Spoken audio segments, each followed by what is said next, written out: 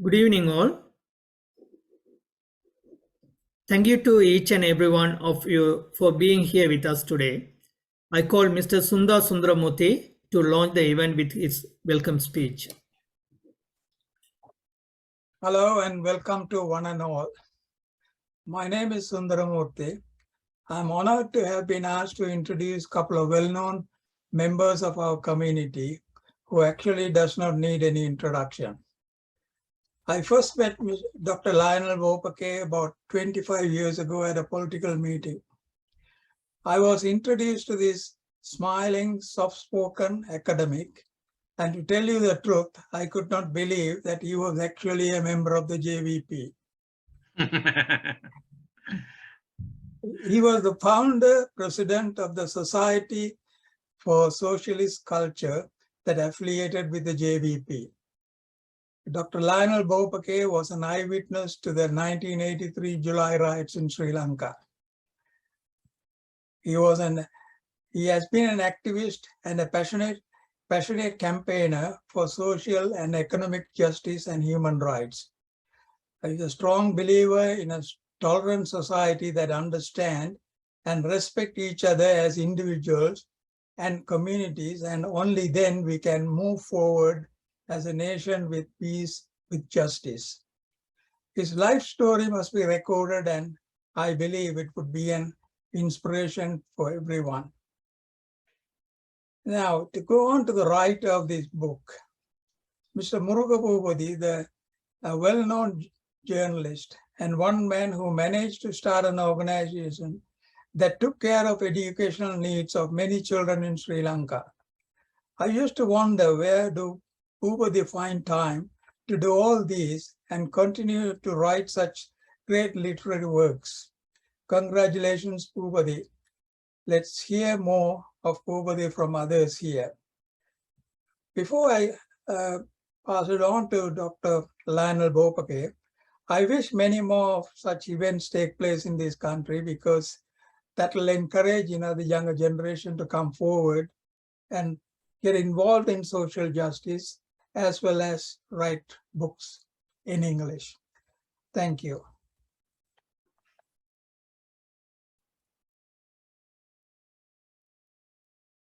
Can I start? Thank you very much for that welcome and introduction, Mr. Sundaramurthy. Mr. Sundaramurthy, as a political activist and a sympathizer associated with the LTTE, discusses his memoirs in his recent book, Dare to Differ. It provides recollections of an insider, a glimpse of the Tamil militant struggle to establish a separate state, presented from the point of view of an active member of the Tamil community in the Sri Lankan diaspora in Australia. As a person who had close access to the LTT leadership, he clarifies some of the events that shaped the Tamil struggle in the latter stages. The dispossession of the democratic human rights of the Tamil people started in the 1940s. The non-violent, peaceful protests of Tamils for equal rights became stronger in the 1950s and 60s. Mrs. Bandaranaike met those protests with state violence, with the military interventions ordered by the Sinhala nationalist Mr. N.Q. Dias, the secretary to the Ministry of Defense at that time. The violence was unleashed by the likes of Lieutenant Colonel Richard Dudugama, who was later promoted to the rank of Major General, and rewarded with MBE and Deshamanya titles. From this time onwards, killings with impunity have become the norm in the country. The Tamil militant struggle was a result of the youth later relying on bullets rather than ballot. For understanding the role of the Tamil diaspora in the Tamil militant struggle, I would strongly recommend reading Mr. Sundaramurthy's memoirs. Dear friends, ladies and gentlemen, greetings to everyone who have joined this event from the four corners of the world. This event is organized by the Australia Canberra Tamil Arangam. At their request, I am moderating this event.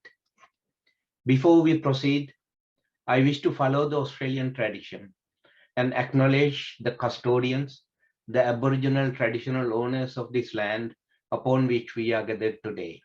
I pay my respects to the elders past, present, and emerging. Today we are launching the e-version of the book, Mystique of Kelani River, by the well-known author and journalist, Comrade Lechuman Murugapoopathy. He is a long-standing friend of our family for close to half a century. Kumaran Bookhouse published this work in printed form last year based on a series called Nadanthai Vali Kelani Gangai in Arangam, a Tamil magazine published in the eastern province in Sri Lanka.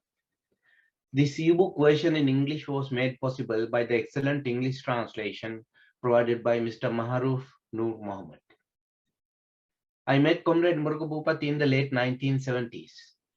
During my interaction with late Comrade H.N. Fernando, then president of the Ceylon Teachers Union, and Comrade Chitral Pereira, its secretary, who is now leading Janasansada in Sri Lanka. Comrade Murugapoopathy was contributing to Guru Handa, Voice of Teachers, the news journal of the trade union. Based on our perceptions of social justice and human rights, we shared a common vision on many issues. To this day, we continue to cherish that relationship. We all know that writers play a different and necessary role in contributing to the overall development and well-being of our society. Although writers typically work alone, they are part of a much wider community, and hence they play a much larger role than one might expect. Comrade Murugapoopathy, through his writings, has provided us with many opportunities to discuss the role and contribution of writers and artists in order to build a better life for the people. We all know that there has been no long-term political and economic vision and an agenda to heal the wounds of the nation of Sri Lanka. So there has sadly been no program of genuine reconciliation in the land of our birth. In the 70s, Comrade Murugapoopathy campaigned for the release of political prisoners. I can remember the time when we discussed a name for the JVP's Tamil organ. With his contribution, it was named Senshakti. He assisted its publication in many ways. Comrade Murugapoopathy played an active role as a member of the National Council of the Sri Lanka Progressive Writers Union and secretary of its Colombo branch. He saw human beings, irrespective of their ethnicity and religion, had common social and economic problems. He was popular among the Tamil working people. Literature made that relationship even deeper. He wanted to tell the country about the lives of the people who had been marginalized and forgotten. His commitment to social justice became evident from his very earliest writings. In 1978, he was associated with the formation of Movement for Interracial Justice and Equality, MERGE, of which I was also a founding member. In 1979, when the Prevention of Terrorism Act, which was later made into a permanent feature for the law statutes, was implemented, we strongly agitated against it with Comrade H.N. Fernando, Dr. Neelan Tiruchellam, and others. Unfortunately, the ruling elite continues to hold on to this anti-democratic and brutally repressive legislation to cling on to power, no matter how much it is to the detriment of the country and its diverse inhabitants. The latest attempt of the ruling elite is to enact a Bureau of Rehabilitation Bill. If enacted, it will entrench and legalize militarization. In 1981, Jaffna Library was burned down.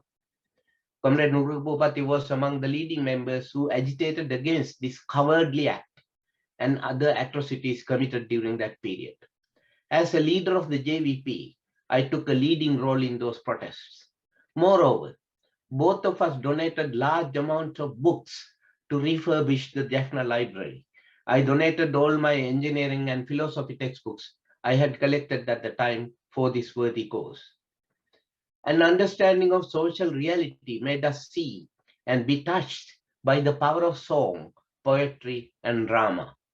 We felt and still feel the need to speak in one common voice against discrimination, terror, and human rights violations. With an extensive knowledge and understanding of Sinhala literature and writers, Comrade Murugapoopathy displays an enormous ability to cross cultural barriers. He expressed the nature of people's suffering beautifully and movingly in his writings about the uprisings of the Sinhala and Tamil youth, and gave voice to the suffering of many who were forced to live in complex and extremely difficult circumstances. His first short story, Kanaugalayam, Thousand Dreams, was a coagulation of his life as a student and in his interactions with fisherfolk on the beaches of Negombo. His widely acclaimed short story collections, Sumayan Pankalikal, Partners of Burden, and Samantaranga, Parallels, are also based on his rich real experiences at the Negombo beach. His writings are not limited to issues of social justice alone. He has authored short stories, novels, essays, literary critiques, children's literature, and travelogues, depicting extreme moments of a human life in terms of emotion, love, sorrow, and happiness.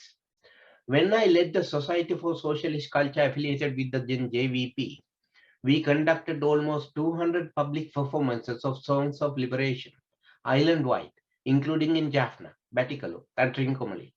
Comrade Murugapoopathy translated some of those songs into Tamil.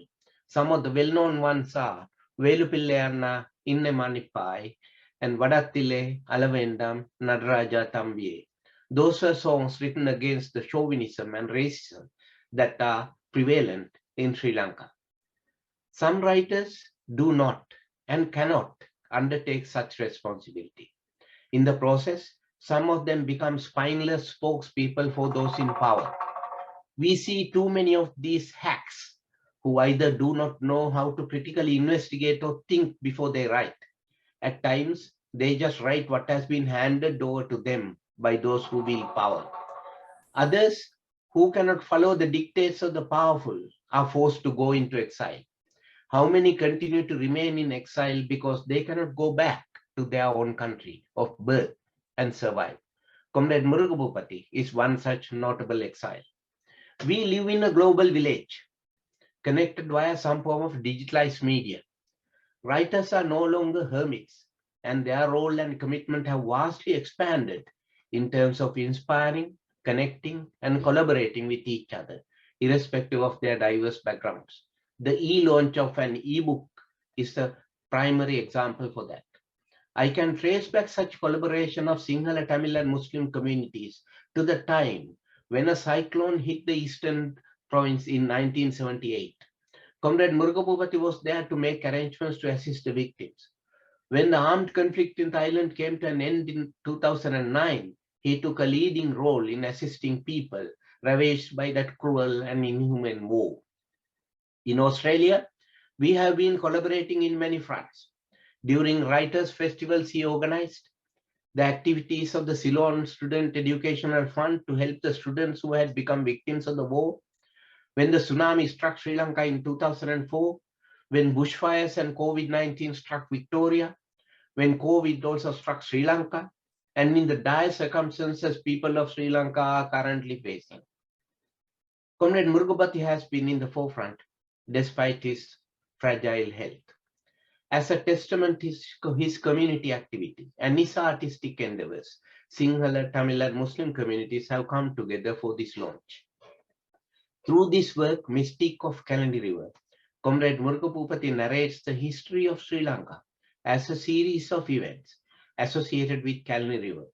the plurality of communities and some of their leaders who used to live in its precincts, and the role they have played in bringing the country to the disastrous and dire state we see today.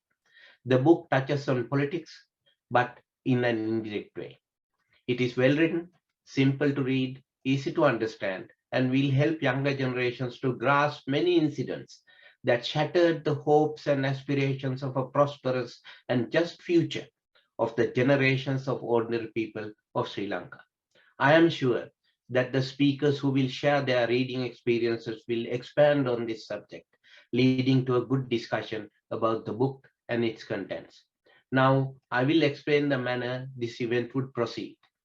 We expect lawyer Mrs. Nivedana Achudan, lawyer Mr. Aruran Ravindran, Ms. Rizana Zubair, and Mr. Maruf Nur Mohammed to share with us their reading experiences.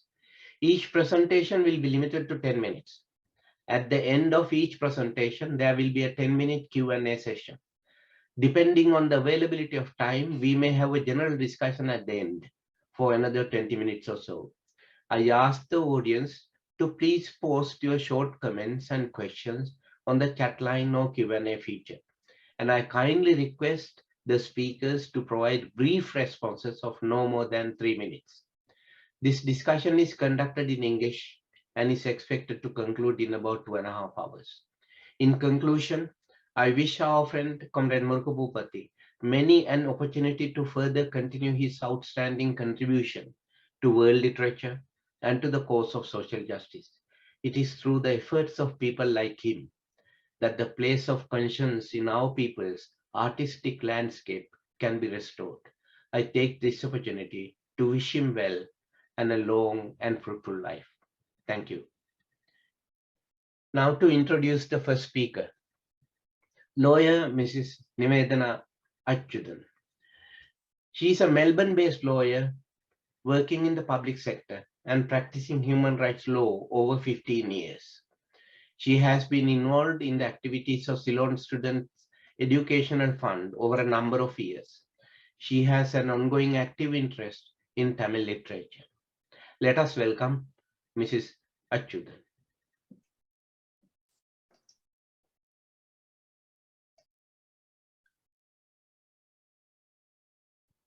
Thank you so much, Babakese, and thanks so much again, Muravadi Uncle, for giving me this magnificent opportunity to join you all today.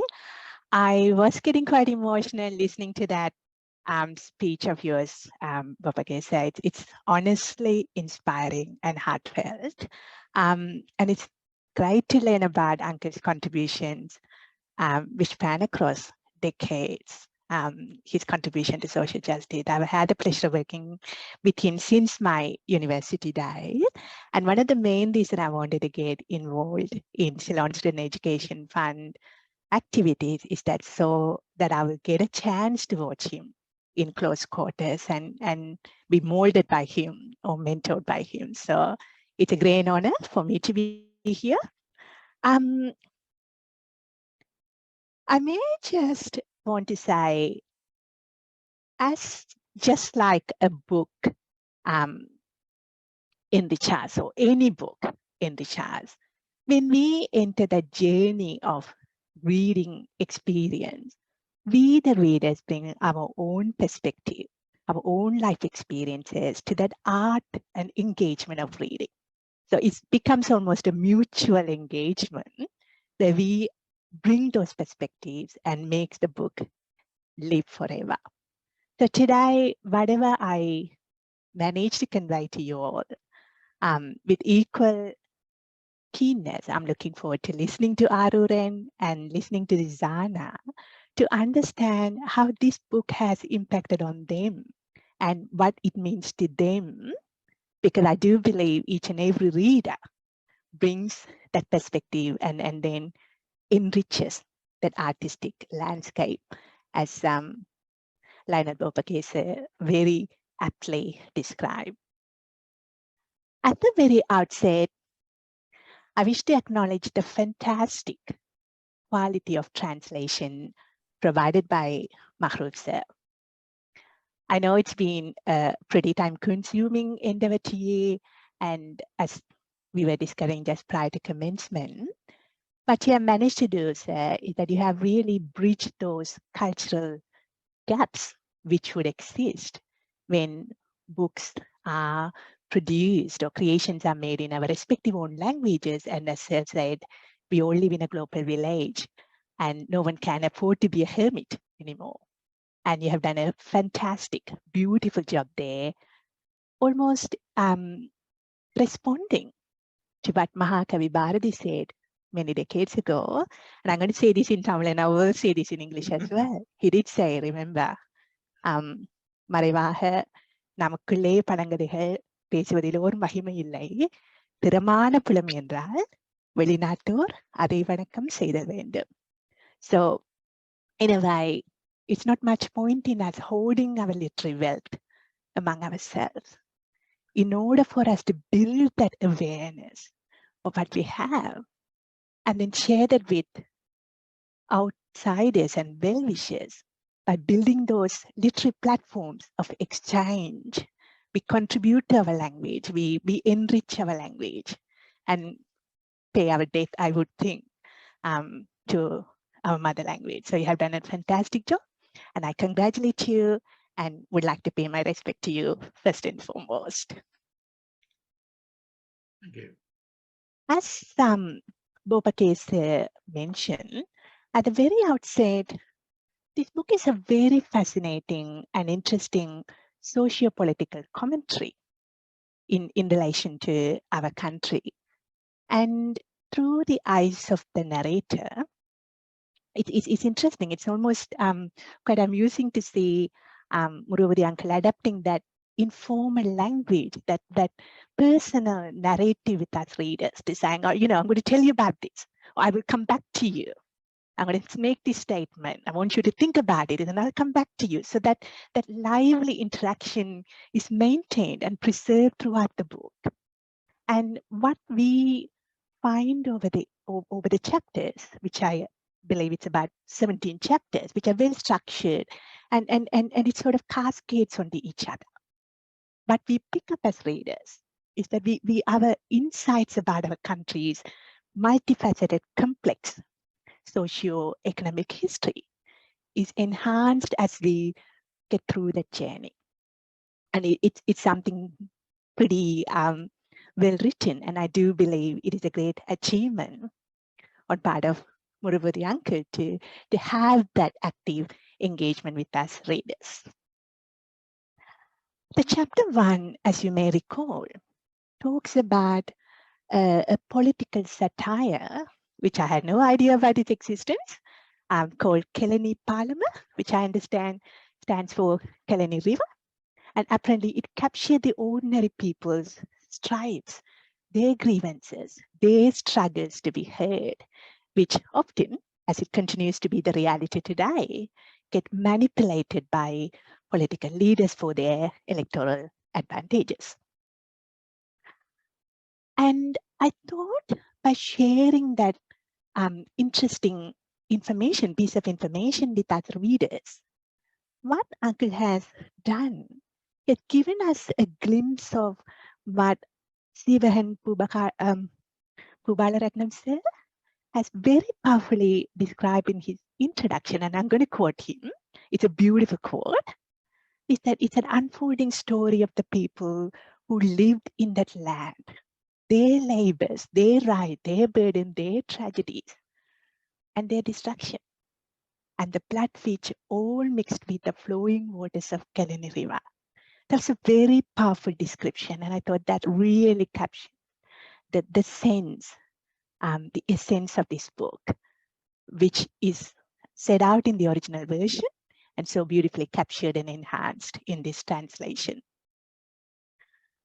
In chapter 2, I personally thought I'm learning a couple of interesting strands of information. I learned that according to the holy scripts, when Lord Buddha visited Sri Lanka, it was at the site of the Kelani River at the Rajamahavihara. And then Uncle tells us readers that when Mahatma Gandhi was assassinated, his ashes were mingled in the Kelani River. And he even gives us a date. I believe it is 18th of February, 1948. And reading about that during the week of Gandhiji's Jayanti, which just came very recently, was pretty powerfully moving to me. I had no idea that Mahatma Gandhi's ashes were mingled in our Kelani River. Like, wow. Right, me too. It's the same here. It's like, wow, that's eye-opening. And then, interestingly, he introduces a twist for us. He also shares with us when SWRD Bandaranaike was assassinated in 1959, the plotters, the conspirators, did have a powerful association with that very Vihara establishment. So now the reader is presented with an intriguing mix of information. Again, I thought that was well captured and well reflected, and I'm going to quote you, Mahroof sir, in what you called the book is achieving, a meeting of the sublime to the dreadful and everything in between. And I thought, yep, spot on. I'm not learning about Lord Buddha's visit. I'm learning about Mahatma Gandhi, and guess what? I'm also learning about the powerful, conspiracy that was going on and resulting in a nation-defining event of assassination of Mr. Bandaranaike. In the following chapters, and I'm going to move on, and I'm mindful of the time, so do stop me if I'm going on and on.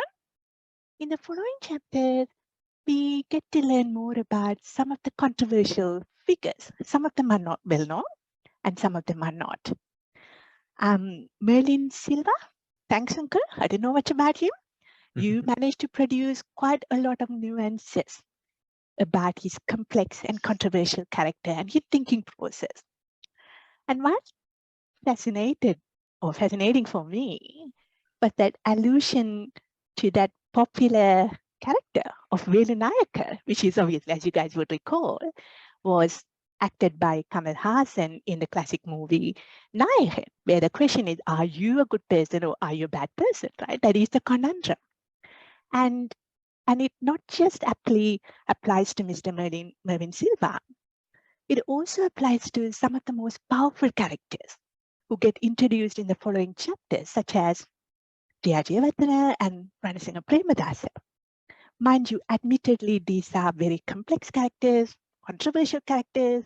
They defined our country and they made a lot of decisions that impacted on all of us, and they have their own complex legacies. But what I thought this book has achieved to a pretty tremendous degree is that it's leaving the readers with a challenge. I'm providing you with complicated information. Now you engage with me and you make your own conclusions. And that seemed to be the ongoing trend throughout the book, where continuing on. You have 1 more minute. Thank you, sir, and I'll be very mindful. Thank you. We continue to learn about quite amazing, quite interesting pieces of information. The cultural hub of Jindupidia. Again, I had no idea that's where we received eminent figures such as Gandhiji and Nehruji. And it talks to us about very successful Tamil businesses and theatres, which were based around the Kelani River and flourished there, and which were targeted and destroyed in the 1983 riots. So it really leaves us with quite a lot of complex information and almost poses them and challenges the reader to actively interrogate them. And I'm going to borrow Leonard Bopage's phrase, critically investigate that information. And that's what I believe is very inspiring about this book. It is very engaging. It is providing us with an objective sort of a slant about quite a number of complex events, complex characters. And as Mahroof also explained in his preface, it's not about opening old wounds. It is about healing, but genuine healing cannot happen without truth seeking. It cannot happen without people being brave enough to interrogate our own assumption and actively challenging our understanding. taking all of that, I would say, Uncle's book and Mahruz's fantastic translation have discharged their social responsibility by leaving us with a very valuable collection of strands of information, most of it which was pretty novel and groundbreaking, and some of this is something providing a reinterpretation of what you might have already known in growing up or in your reading. So taken all together, Uncle and Makruz, you have done a fantastic job, provided us readers with profound insights, and I'm very grateful that I had the opportunity to read that book and reflect on it, and most of all, have this opportunity to share my insights with you. Am I good with time, sir? Yes. Thank you very much, Nivedana. Thank you. Thank you so much. And thank you for those insightful experiences you just conveyed. And especially with regard to the association of Kelani temple, the temple there with Mahatma Gandhi, Lord Buddha, and Buddha Rakita. It is amazing, sir, to learn all about them. Conundrum. Yeah, thank you very much for that. I will open for Q&A or discussion session for 10 minutes with the experiences shared by Nivedana. And you don't call me sir, you can call me Uncle Gopageo. Will do. Thanks, Uncle. It's just our cultural tradition, huh? Okay, yeah. Anybody who needs to, there is some comment in Tamil, which I can't read, sorry, in the chat line.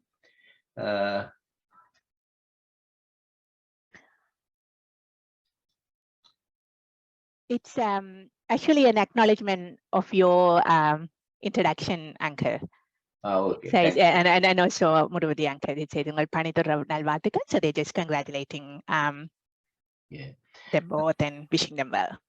Yeah. There is a question asked from me, but I won't respond because this is not about me. This is about the book and the experiences. So is there any question? You can post a question verbally. We could allow if you raise your hand or anything. Is my voice muted at the moment or no? Can you hear me? I can hear you, yes. Yeah. Nivedana, Chudan, can I ask if you also read the Tamil and the English version both together? I'll be honest, Uncle. I read bits of the original, Right. and then I exclusively read pretty much read the word to word, Uncle. Otherwise, I'll be in trouble of the translation. Yes, Okay. and but it and it definitely struck me how you have preserved the spirit of the original, which was lovely to see. Thank you. Thank you. There is another comment in Tamil by Mr. Tangaraja. Thank you. It's acknowledging my speech there or my contribution there. Thank you so much. From Canada. I see. From Canada. Yeah, early morning. Anybody else? Can I flip the purpose of this aspect and ask Uncle a question, please? Of course. Am I allowed to? Yes.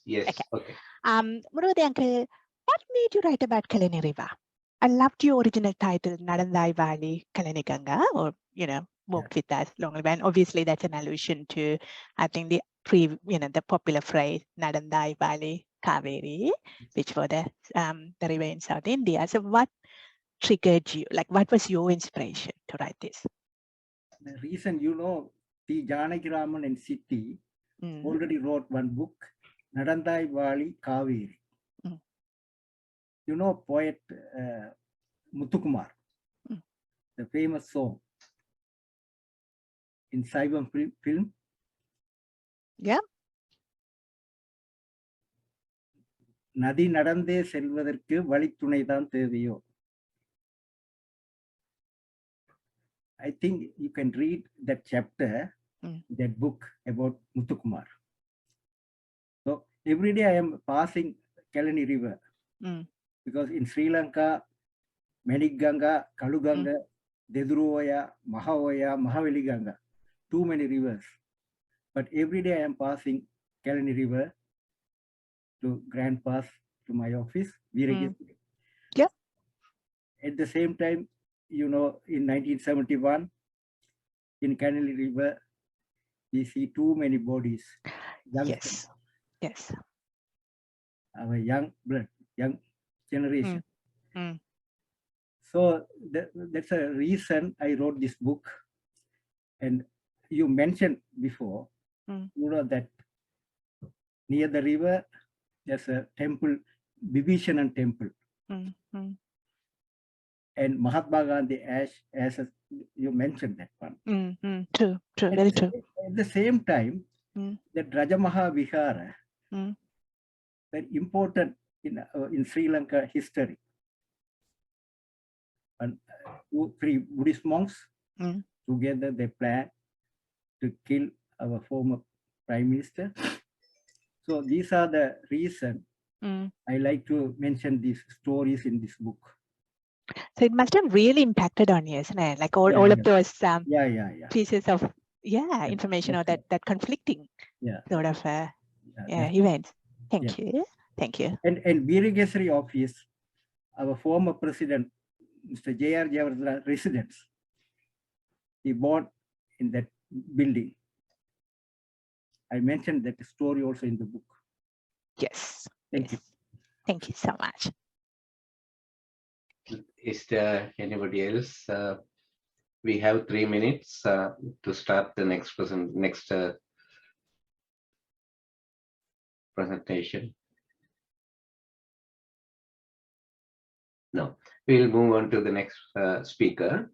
Thank you. Thank you, Nivedana. Our next speaker is lawyer Mr. Aruran Ravindran. He is an Australian lawyer, part-time contributor to Udayam newspaper, and an avid reader whose literary interests are wide.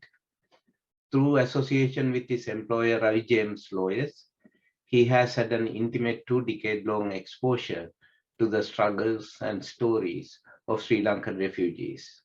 The floor is yours, Mr. Ravindran.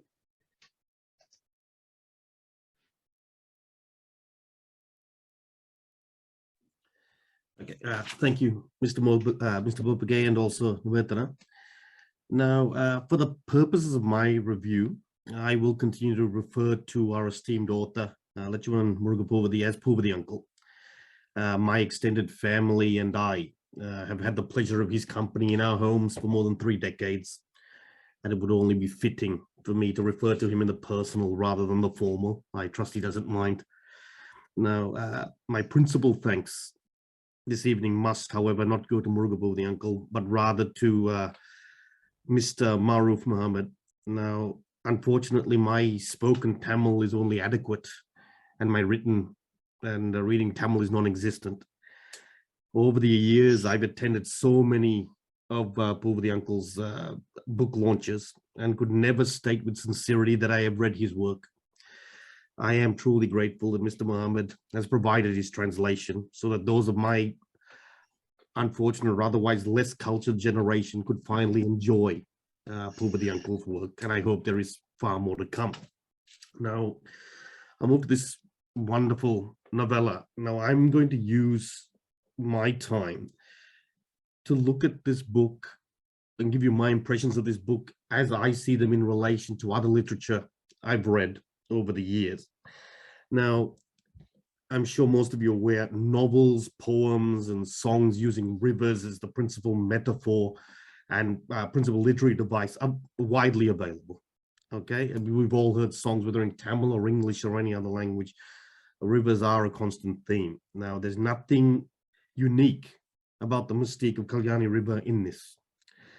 What I found most striking about Poopathy Uncle's novel, however, and other novels that sort of have rivers or use that as a metaphor throughout, is that they always appear to have at their forefront racial divides and celebrating economic success of those born with opportunity and the thankless work of those who will never prosper, no matter how, no matter their tireless industry. However, unlike, the novels and songs and poems I'm thinking about, the characters of the Mystique of Kelani, River Kelani are very much real. They are life imitating art at its most brutal. When I started reading this book, I was immediately thinking first about Joseph Conrad's 1899 novel, The Heart of Darkness. Now, that's generally seen as a critique of colonial rule in Africa. And its the principal characters in that novel are floating down what's supposed to be the Congo River through modern day DRC, Congo. And they're looking for a businessman that's gone rogue. He's a Belgian expat, and he's disappeared. And so the themes of that book, The Heart of Darkness, are morality and relations between the races. And they draw little distinction between the behavior of what they consider native savages and the colonialists, these French imperialists, Belgian imperialists rather. Now, the main protagonist of Joseph Conrad's novel is a mysterious man named Kurtz. He's a prolific ivory trader, but there's a strong concern for the actors in the novel that Kurtz, a loyal Belgian, has now gone native. Somehow he's become absorbed by the darkness of Africa and those they consider somehow inferior or different. Now, what I found was throughout Poopathy Uncle's work, we're introduced to and then informed quite deeply in chapter 13 about the remarkable life of one Cinemas Gunaratnam. Now, he's an entrepreneur and an industrialist, and like the fictional Kurtz from Joseph Conrad's novel, Cinemas Gunaratnam found wealth selling an idealized image on the screen to his audience, which happened to be the ethnic majority. Like Kurtz, through the combined efforts of racism and other circumstances beyond even his control, despite his wealth and his connections, he ultimately seems to turn his back on the majority, thoroughly betrayed and disgusted by those he once entertained.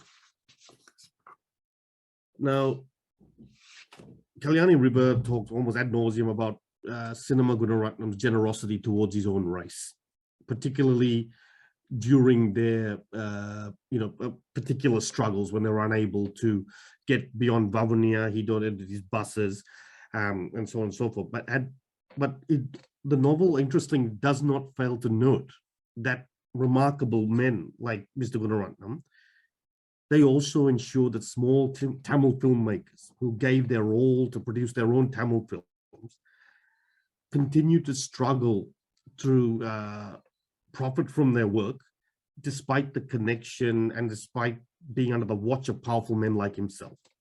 And the fledgling Tamil film industry remains to today underdeveloped in the face of constructed competition by these same generous Tamil industrialists. They are complicated men.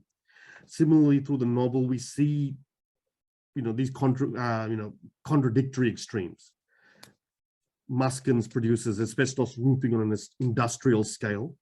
Betel leaf and paper bags offer, comfortable cottage industries, while the tragedy-marked Indian laborers, they sweat tirelessly, and ultimately for what? They receive thankless punishment for all they've achieved for that country. What I find is that the book also speaks to the interesting nature, again, like Nimetana mentioned, of Mervyn Silver. In my mind, he's almost become a comical character today. But I had no idea about these nuances throughout his character. Just as much as, say, Mr. Premadasa and also Selvanayagan. Now, he's considered the father of Tamil nationalism, but we also note that he was very much a prosperous landowner in Colombo.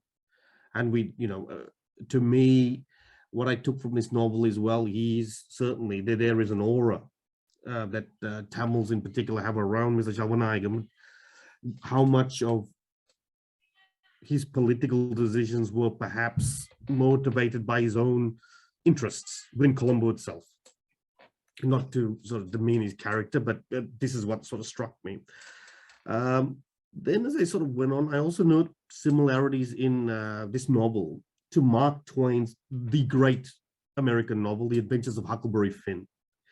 I'd urge all of you to read that. It's a very interesting English. But Mark Twain in that novel, he uses the Mississippi River as the vehicle, not only for the exploits of his hero, the boy named Huckleberry Finn, but also to demonstrate a country that's, at the time Mark Twain is writing, it's a young country. It's got its own issues, and it's growing in civility and civilization, and the river is flowing onwards, but it's also, it's bringing economic prosperity throughout the nation. But at the same time, that river also serves to assist, the powerful forces of racism, slavery, finance, the Civil War, and social and ethnic divides. And reading the Mystique of Kelani River, I was immediately struck by the similarities here. And so the Kelani River, it flows on, and it sees river sand homes give way to great colonial mansions and great publishing houses. This river flows on, it shows the umbilical-like dependency of these great Tamil industrialists in those early days, and the dynastic singular politicians, and they both depended on each other, and they prospered from each other for the upliftment of the country. But ultimately, that relationship phrased for the purposes of cheap communal populism. Again, novel, like I said at the beginning, novels and poems and songs about rivers, they're everywhere. Okay, modern singers and poets that I can't read or understand. I'm sure you all can. You've heard them. They talk about rivers, and through these novels. But reading or listening to such poems and books, I think we perhaps romanticize them in our eye, and we're imagining far off places like the Mississippi River from the 1860s or the Congo River from 1899. And, we imagine these romanticized one-dimensional characters in those books. But what this novel gives us is something very much from the current world. And particularly for all of us, we have indirect or direct relations with those people. Now, we can romanticize these river sand producing comfortable homes and providing prosperous little cottage industries and large corporations. But it also provides a very real and direct connection for many of the readers. Most of the readers here, not me, unfortunately, but you've walked those shores of that river. You've been employed by the businesses on its banks, and you voted for those politicians who were probably the root cause of the bodies that have floated down. You have 1 more minute. You've watched MGR's movies and lived in the homes that had, Maskin's roof tiling. The Mystique of Kelani River speaks of the tradition of naming rivers after women. It ends with the ascension of a beauty queen becoming mayor of Colombo as a beacon of harmony for all the ethnic communities of Sri Lanka. Once again, I found that sort of unique, where we start about naming, rivers after women. We end with a young woman being named the mayor of Colombo. But all our central characters thereof tend to be men, and how they've corrupted this country, that they've lifted it up and they've corrupted it regularly. Once again, let me thank Murugapoopathy uncle and Mr. Mohammed for allowing me the privilege of speaking here today. This novel's educated me, but it's also, to me, it spoke quite clearly that it's a warning that prosperity ultimately must flow to everybody, or jealousy, pettiness manifests itself in something far darker and will drag the banks, whatever's on the banks, be it people, business, emotion, it will drag it to its depths. Okay, thank you. Thank you, Arun, for that insightful experience. Well, he raised 2 interesting points. One was comparing this particular text about Kelani River with the river Mississippi and Mark Twain. It is very interesting because when I was a child, I read Dr. S.A. Vikramasinghe's, it was called Idrimaga. It is like the forward path, like, and it mentions about Mississippi and how Galloya,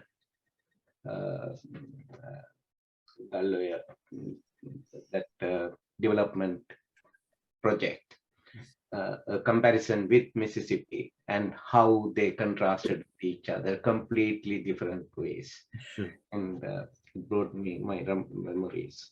And the other interesting point you mentioned was about why people like Mr. Gunaratnam and cinemas, and, who had very strong connections with Javadana family and so on, why, ultimately they couldn't collaborate in the development project. And so, as you could see from the experiences in 1983 and so on, you could see it is not the common interest of the country, not the common interest of that social strata. It is one particular race, the interests of which they tried to safeguard. Of class. Anyway, I won't go on like that. Thank you very much for the presentation, and I will open it up for questions. If anybody has questions, now it's the time. Anybody? It's not a question, Uncle. May I make a comment? Yeah, please. Thank you. I just loved what you shared with us, Arur, and especially as Uncle Bopake said, the comparison with that Mississippi River and Mark Twain's work, isn't it? That's a fabulous point you're making there. And it's also fascinating, right?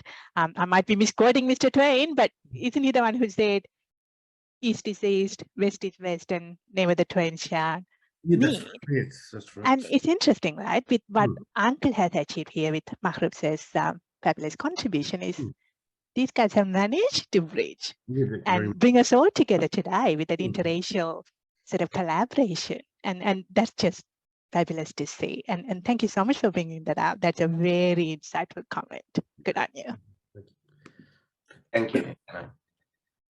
Anybody else?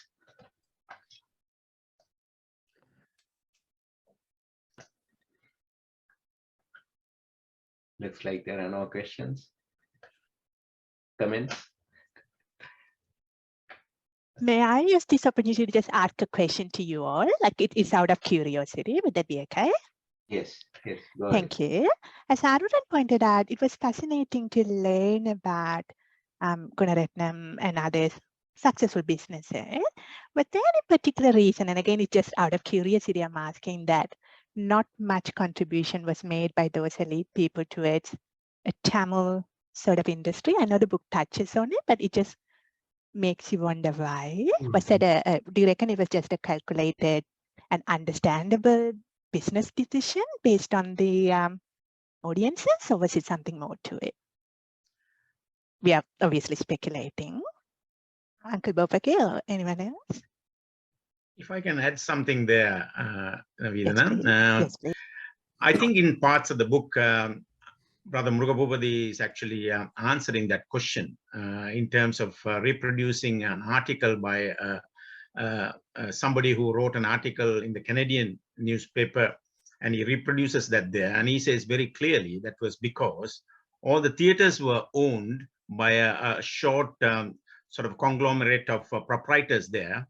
And even if there were a lot of investment, invested in producing a Tamil movie, they wouldn't have got screen rights because they've already had a very lucrative business going on, importing, Hindi movies and Sinhalese movies of mass production. So why would they go and sort of experiment with a new Tamil movie, which is not untested, which is not tested in the Sri Lankan sort of a market?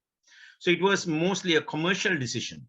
And that sort of scared off a lot of investors, not investing in Tamil movies. But then a couple of them tried though, like Murugapoopathy says that Samudayam movie, and there were a number of other Tamil movies which never made it, because what happened was they would screen it for a few days, and then right next theater would be a Hindi movie and a popular Sinhalese movie, and they couldn't sort of stand the competition, and they'll be taken off within about 2 weeks. And then the producers and the people who invested them would hold huge losses, investing in the Tamil industry, and there was certainly no funding provided by the government or the film institute or whatever there. So that was the reason why it never took off. And he is also saying that K.G. Gunaratnam and others who actually had invested theaters and studios and whatever also was complicit in that. He could have actually invested money and promoted the Tamil film industry pretty much like he did for the Sinhalese movie industry. And he may have done that out of profit motive, whereas he didn't do it for the Tamil movie industry. And that was very, very tragic. I see. And very quickly, and it's great to learn from the book about, I believe it's Henry Chandravansa, who contributed to the Tamil. Contributed to that Samudayam. Yeah. Thank you. Thank you, Mr. Mohammed, for that explanation. Anybody else?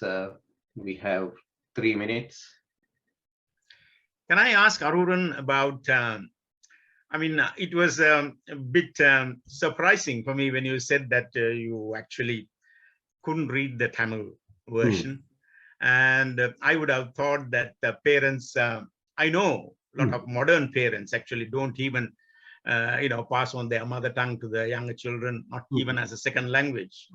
But in your case, I'm pretty sure your parents would have tried, pretty much like I tried with my children. I know I already know the answer, right? I'll tell you, I tried my very best with my 3 children, Tamil, Sinhalese, and Malay. My wife is a Malay. We tried all 3 languages.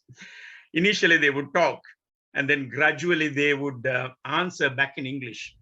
And eventually they will just talk in English. Is that how it went with your Tamil? No, my father had to shout at me every Saturday morning to get me to Tamil class. But no, at home, my father and mother always spoke Tamil. So my spoken Tamil is adequate, more than adequate. But somewhere along the line, I think Saturday mornings became less about Tamil school and less about reading. I did lose the touch. But actually with my kids, I do send my kids to Tamil school. And ironically, she's 7 years old and reads and writes better than I do. Oh, right. I'm grateful. I think there is an awoken consciousness now that there is something precious worth keeping. So I'll be using my daughter to translate for me, I think, into the future. But I think, it'll be an excellent idea. Thank you, Mr. Mohammed and Aruran, for that. We'll move on to the next speaker now. It is Miss Rizana Zubair. She is an English honors graduate from Peradeniya University from the early 1980s with postgraduate teaching qualifications from Unitec, Auckland, and the University of Melbourne. She is an English language and literature teacher for over 30 years across 4 countries, Sri Lanka, Abu Dhabi, New Zealand, and Australia. Currently, she is a teacher of English as an additional language at Melbourne Polytechnic. Over to you, Ms. Zubair. Thank you, Mr. Murugapoopathy, for that kind introduction.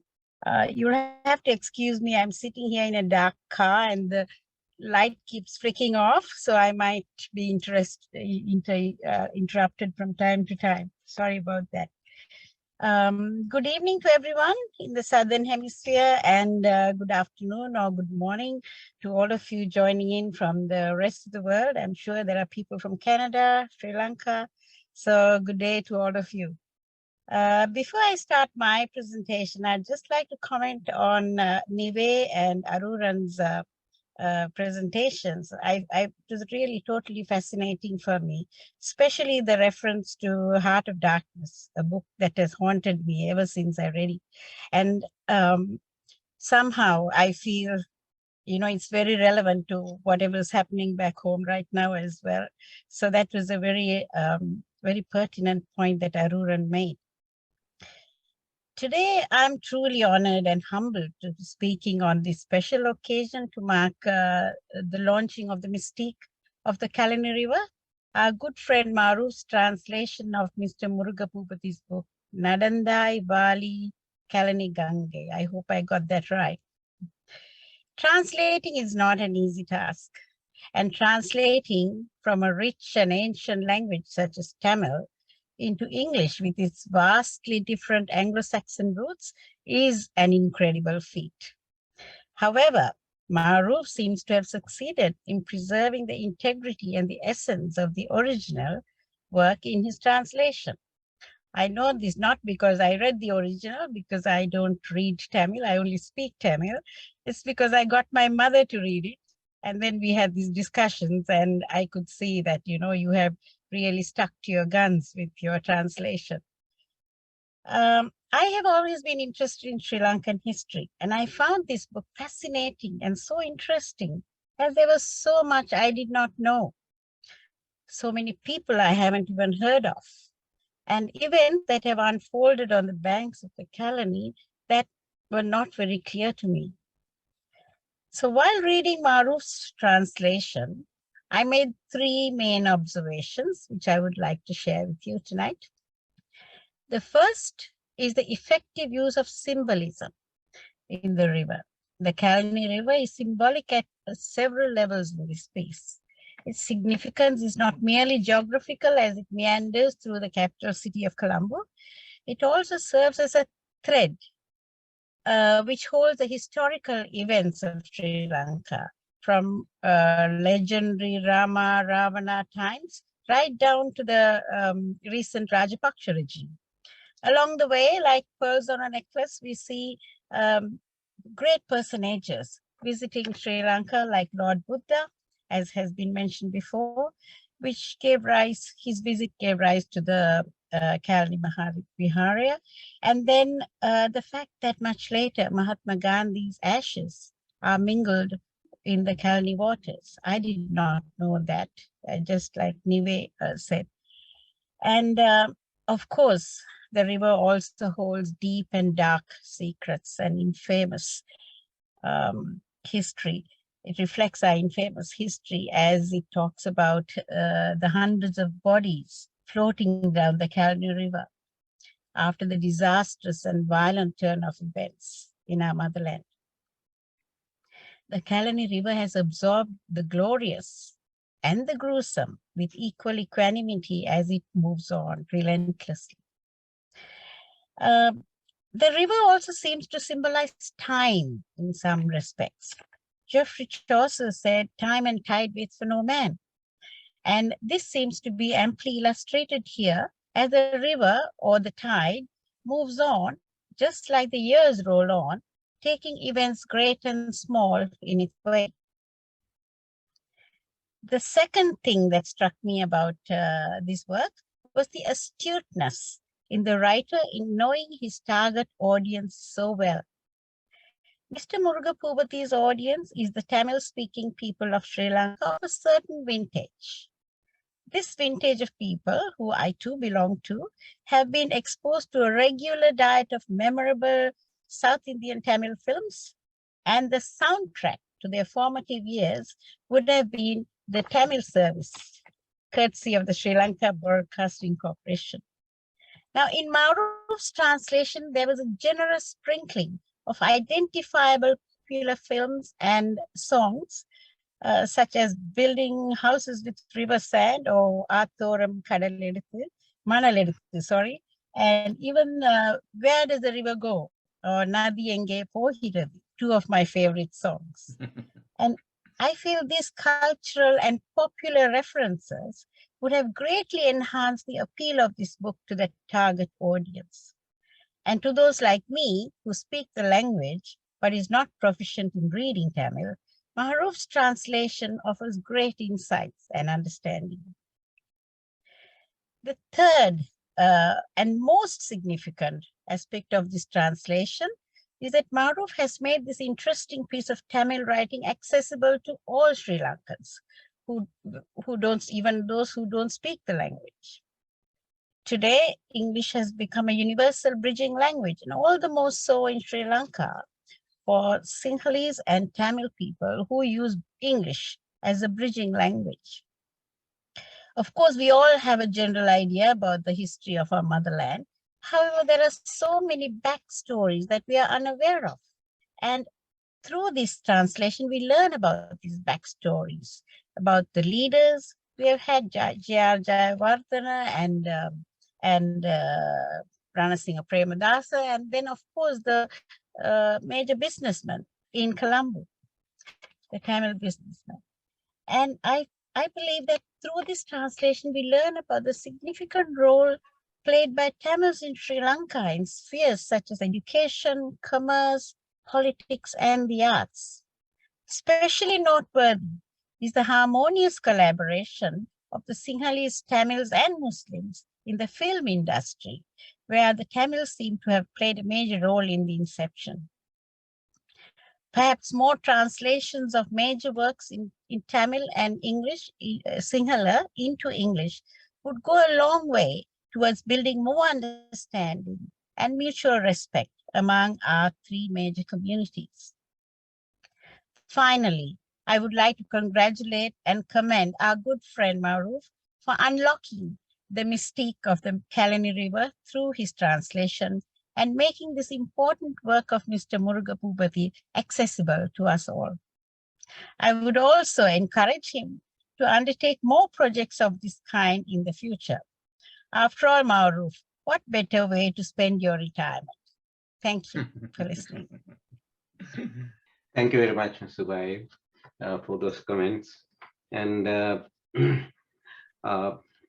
well, I think it was interesting, your comment about the accessibility of this type of translations, making that literature, Tamil literature, accessible to all people, to the international community. And I think that is a very important point because of the artificial barriers that have been created between communities, which have been used to fragment the society, which has been peaceful and harmonious for a long time, and which has been divided now. And also the effective use of Kelani River as a symbolic thing. I think that is very interesting. Thank you very much for that. And now we can have a discussion or Q&A session with Ms. Zubair. Anybody who has a question or comment? There is a comment or a question by Mr. Tangaraja in the chat line. Could anyone compare with Puthumai Pittan's Arasamarata? I'm not sure how. Puthumai Pittan. I'm sorry. Puthumai Pittan Arasamarathadi. Yeah, that is a novel. It is look like same. Murugapoopathy is. You can't compare with that. Both are because they are. He is also speaking about the behind the politics. Also, they are the people, how they lived and what is the history of the people. They are both novel speaking about. Is it anyone read that book? It is maybe Murugapoopathy can explain that one later. Thank you. Thank you. Thank you very much. Anybody? Perhaps a comment, Uncle? Would that be okay? Yeah. I just loved what you have shared with us. We could tell that you are an English expert. What a beautiful analysis and the focus on the symbolism. That was so lovely to listen to. And I love the fact that you focused and highlighted about the bodies floating in the Kelani River. And that's something I thought Uncle's massive contribution, because what we have done for us readers to remind us our Sinhala brethren has also paid a massive price, and our country collectively has been brutalized, and the legacies are continuing. So thank you so much for highlighting it. That was again something we would be aware of, but in your respective journeys, sometimes we do overlook the sufferings and the prices paid by, say, our Muslim brethren or our Sinhalese brethren. So it's an excellent reminder. Thank you. Thank you, Nimel. If I can throw in a question to my dear friend Rizana. Rizana, have you actually read any other translations in English of Sinhalese or Tamil books prior to this? Let me think. I actually read Sinhalese, so I wouldn't read a translation. Yeah, of course. So I think as for translations, this must be the first one that I've read. Yes. That's interesting to know. Yeah. Mm-hmm. It shows all the more importance why there has to be more and more translations, isn't it? Because it's a cultural bridge that we are crossing. And I really hope that more and more people with the translation men will come forward and translate more works. And I see how what a happy medium this is. This definitely goes towards like holding hands to different cultures. Through translation, we bridge that that gap, which is the cause for a lot of problems among ethnic communities. So I think young people should come forward and do this, as a serious endeavor. Exactly. But the thing is, Maruf, you find time to do it only when you're retired. The rest of the time, you're busy raising families and doing whatever. So I think you're at the correct age to do it. I know, but what I'm saying is that it is not a endeavor that a lot of people pay a lot of attention to. I know you can do it. You can do it professionally as well. You can be a professional translator, and I'm pretty sure you can make a very good living. Because there is definitely a market out there, and I've done it because of my association with the Tamil language for a very long time. I never went and learned Tamil as such. My grammar and all the other things are very, very poor. Even today, I cannot write Tamil properly, but I can read very well. I can understand very well, and I can take a sentence and try and see that in English.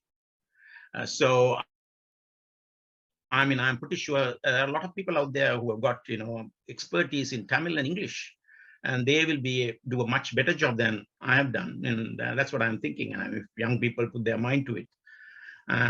Sky is the limit, and you saw the analysis that all three of you actually gave of this book, and I can see if they actually put their mind to it, they can definitely do a lot better job. And there are so many writings out there which is crying out to be translated and spread to the whole community, of all ethnic groups. Thank you very much, Mr. Mohammed. I think I will move on to you as the next speaker, because I can't see any comments or questions being raised. Now, Mr. Mohammed was born in Colombo, Sri Lanka. He had his secondary education in English medium in a private school in Colombo. Although his mother tongue is Tamil, he did not have any formal schooling in the Tamil language. Much of his knowledge reading and research in the Tamil language was self-taught for his self-development, born out of his ardent passion for the Tamil language from a very early stage in his life. Mr. Maharuf Mohammed is a chartered accountant and Australian CPA, chartered professional accountant. After working for several years in Sri Lanka and the Middle East, he migrated to Australia in 1991. He worked as a finance executive for a major part of his career in many countries and industries, spanning over 48 years. He retired from full-time employment in 2021. His interest in the translation of Tamil works into English grew out of his lifelong desire to make good Tamil literature accessible to the non-Tamil speaking population. Soon after his retirement, he embarked on an ambitious project to make his contribution towards that end, and translated the memoirs of his favorite poet and writer, the celebrated South Indian poet, Kaviyarasu, King of Poets, Kannadasan. Maru's English translation of Kannadasan's memoirs, Vanavasam, is entitled The Wilderness Years, and Manavasam, The Life of My Desire. The manuscripts of these works are pending publication. Mr. Maharuf Mohammed is currently in the process of acquiring copyright permissions from the original South Indian publishers of these works. In addition to the above works, he has translated Tamil newspaper articles into English for many years. He has also translated many of Comrade Murugapoopathy's articles into English. Let us invite Mr. Mohammed to the floor. Thank you. Thank you very much, Dr. Lionel Bopake. And thanks for the welcome address by Mr. Sundaramurthy, and for those excellent reviews by Mrs. Nivedana Achudan, Mr. Aruran Ravindran, and Ms. Rizana Zubair. When I actually wrote this speech, I was going to separate the four speakers in two different groups, and I thought the first two would be somebody who would have read both the Tamil and the English, and the other two maybe because maybe the other two just the English version. But it was very revealing to find that all four of them actually read the English version fully, and that gives me a lot of happiness to say that I have in some way contributed to, bringing Murugapoopathy's work to these people. First and foremost, I must thank Brother Murugapoopathy for inviting me to translate this book. Being asked to translate a book of such historical significance is a great honor and privilege, and I'm quite humbled by the confidence he has shown in my ability as a translator. The opportunity to translate this book, to be part of the process whereby Murugapoopathy's writings become accessible to those who otherwise would have not read it, is indeed very satisfying, and that's what I saw this evening. When I told him about my bent for English translations when we first met a few years ago, he gave me tremendous support and encouragement and gave me the inspiration to continue. It was quite interesting listening to each of your unique perspectives. Nadandai Vali Kelani Gange is a cryptic heading to a fascinating book. Different people will have different interpretation of that title, but my original translation of the title was, "You walked with us, Kelani River, may you live long." Unfortunately, that turned out to be too long a title for a book, so there was a suggestion to make it a bit short and concise, hence we decided to call it Mystique of Kelani River. Like the reviewer said, I absolutely love the river metaphor that Brother Murugapoopathy chose for the narrative of this story. Choosing a few intriguing and tantalizing stories and events of historical significance, he has cleverly weaved them together to outline an important and timely message, which is very relevant considering what is currently going on in the country. Mr. Sivagan Pubalaratnam saw the message in his own way, and he eloquently summarized it in his foreword to the book as follows. It is the story of the people who lived in that land, the story of their labor, their rise, their burden, their tragedy, their destruction, their blood, all mixed with meandering Kelani River and the stories that unfolded on its riverbank. Like Vedana said, this is indeed a very valid perspective. But on my part, I thought the message that Murugapoopathy wanted to convey was a bit more subtle, broader, and a lot more inclusive. I believe Murugapoopathy wanted to highlight the immense contribution of the minorities to our island nation, their contributions for the development of Sri Lanka in the arts and culture, trade and industry, commerce, media, and also in the political arena. Rizana touched on that. Murugapoopathy rightly points out that the sectarian divide is not a recent phenomenon, but a regular occurrence throughout our history. Of course, there were politics of envy and hatred throughout our history since independence, and whipping up of mob violence for political ends. But he also points out that there were also many influential politicians from the majority and the minority communities who tried their hardest to forge a partnership of peaceful coexistence. Some of them, of course, gave up their life in that process. Part of the purpose of the book, I think, is to acknowledge and show our appreciation for all those contributions, not just for the huge contributions, but also for everyday people. Murugapoopathy brought in a lot of them, like Navasodhi and everybody else. So that was very heartwarming. Brother Murugapoopathy's powerful message through the book is simply that the peaceful cooperation and collaboration among the various ethnic groups going forward, celebrating our differences, is the only path towards prosperity and well-being, both of the population and the nation as a whole. What is the alternative? Well, the alternative is what we are witnessing now: how the politics of envy and hatred can lay waste to a prosperous nation so full of resources, talent, and potential. Books like these are very important in changing attitudes and keeping the sectarian conflict and the miseries they cause in the collective consciousness of the younger generation. Unless the educated and the fair-minded younger generation know the horrendous nature of the injustices that were perpetrated in the past, real change in the country will forever be elusive. The younger generation of today, both in Sri Lanka and the Sri Lankan diaspora all over the world, hold the answer, I think. They need to come together to put personal interest over ethnicity, set aside Sinhalese nationalism, Tamil nationalism, and Muslim exclusionism to see ethnicity for what it is. As the journalist Rifai Nilami said in a recent article, they are like flowers. Each flower gives different fragrance, yet when they all come together in one place, it is an aromatic bouquet. A perfect example is how all ethnic communities who are tearing each other apart in Sri Lanka, living side by side as migrant Sri Lankans in Australia, UK, Canada, US, and Europe, in harmony as friends and also as families through intermarriages, all prospering together in peace and harmony. Why can't we do this in Sri Lanka as Sri Lankans?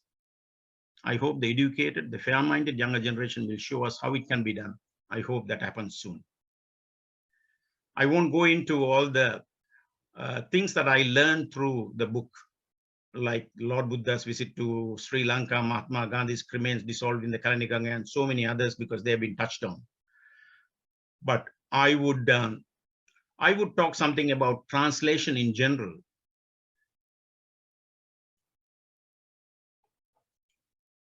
Anything that can be said in one language can certainly be said in another language. But translation is essentially a transmitter of cultures, stories, ideas, emotions, and practices from one culture to another. It was Clara Bell's translation of Leo Tolstoy's work, War and Peace in 1886, that gave the Western world the broad panorama of Russian society against the backdrop of Napoleon's invasion of Russia in 1812. It is because of translation that millions of Muslims today understand what they are saying when they pray in Arabic. Fortunately or unfortunately, the world is increasingly becoming highly interconnected and multicultural. This globalization has rendered translation to English a very important and indispensable tool as a way of sharing knowledge. In science, business, and media, English dominates. Learning English language is a cheap price of admission to join an increasingly interconnected world. More and more education and employment hinge upon being able to communicate in English in modern society. This has meant that present-day parents invariably choose English as a medium of education for their children and not pass on their mother tongue to them, not even as a second language.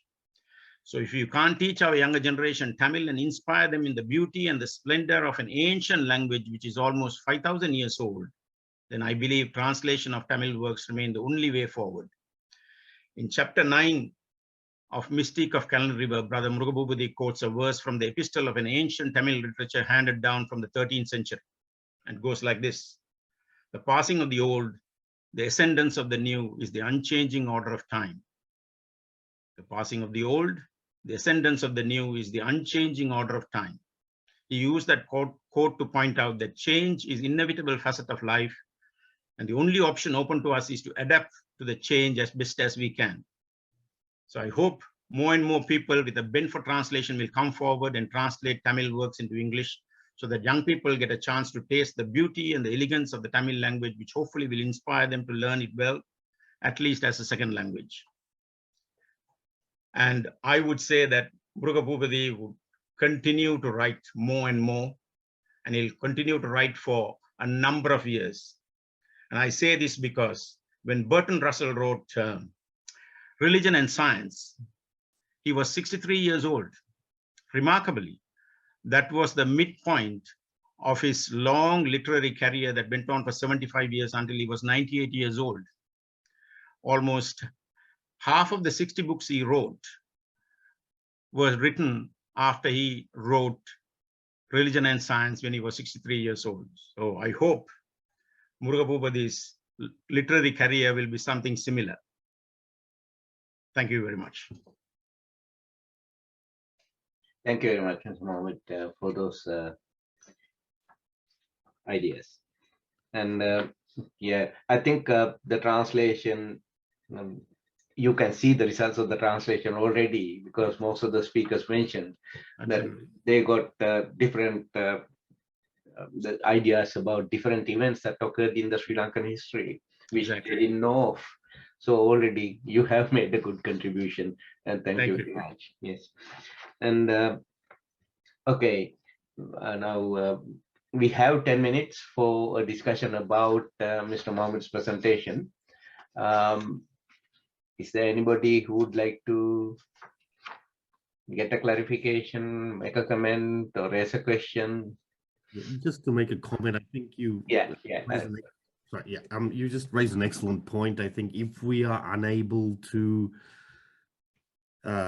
provide Tamil in its purest form to be read at such a level, inevitably translation is the only option, and it doesn't necessarily have to be a sad thing, provided translations is at a level such as you've provided. It's not inherently bad, provided we can maintain what we have, maintain the integrity of what we have. That was an excellent point you made. I just want to share. I'm also hoping that through that process, Arun, that once you read the translation and see the beauty of this language, which is 5,000 years old, you will be prompted to learn it yourself. And I mean, I was never thought of myself as somebody who will go deep into this Tamil language. You know, it was something that I always used for movies and whatever. But the more and more I got into it, I realized what the depth of this language is. So that's the thing that we are trying to sort of, create among young people. And I'm sure that will happen. There are more and more translations available. Thank you. Mr. Murshidi, you have to unmute yourself, please. I have a question to Mr. Muhammad. Yes. Because Mr. Murugapoopathy is not only a journalist, he also a creative writer. Yeah. So when Mr. Muhammad was doing these translations of this article, had he faced any problems, issues for some wordings or some sentences? Because it will give sometimes different ideas from the writer. Of course, nobody is an expert. Nobody holds all the vocabulary of all the words in their head, as you know. That's right. And it is very unlikely to have somebody who is an expert in both English and Tamil. So, of course, there are lots of challenges when Brother Murugapoopathy gives me an article, or even in this book, there are a number of words, poems, and idiomatic phrases. Idiomatic phrases, sometimes it used to give me days on end. I'm researching days on end just for one phrase, because I am not happy with what I have come up with. And I think, oh, that can't be what he's trying to say, right? Yeah. So that is sometimes why the translations take so long, and that is sometimes why it can put off a lot of people, because some of the concepts are not available in some of the languages. And I can give you just one example. Yeah. You say "adiye" in Tamil. I will challenge anybody to come up and say that in English. That's right. Okay. Yeah. And you can say that in Tamil and even in Sinhalese. Yeah. In Sinhalese, we have the Gauravartha Pade, which means you can, give them a very respective way of calling somebody and very demeaning way of calling somebody. And we have many of that in Tamil as well. But we do all that in the tone of voice in English, right? So those are some of the differences. And sometimes, when you take a sentence, right, in Tamil, there are huge amount of, cultural things embedded in them. Yeah. Ishwari called Muniyamma. Muniyamma didn't come on time, and Ishwari was very, very upset.